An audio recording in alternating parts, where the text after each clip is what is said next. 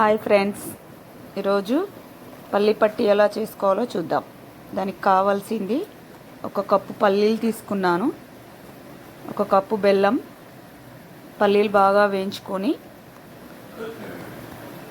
ఇప్పుడు మూకుడు పెట్టుకొని దాంట్లో ఒక కప్పు బెల్లం వేసుకొని అది బాగా ముదురు పాకం వచ్చేంత వరకు చూసుకోవాలి.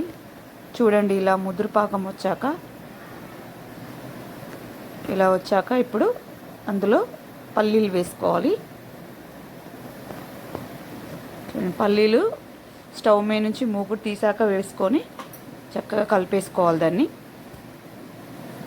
ఇలా బాగా కలుపుకొని ఒక ప్లేట్ తీసుకొని దానికి నెయ్యి వేసి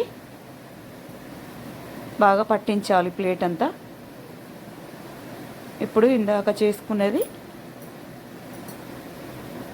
పల్లి పట్టిదంతా తీసి ఇందులో వేసుకోవాలి.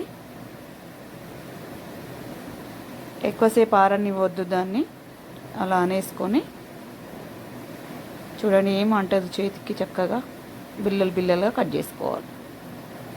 చాలాసేపు ఉంచితే గట్టి అయిపోతుంది. వెంటనే తీసేసుకుంటే అంతే. చూడండి ఫ్రెండ్స్, పల్లి పట్టి.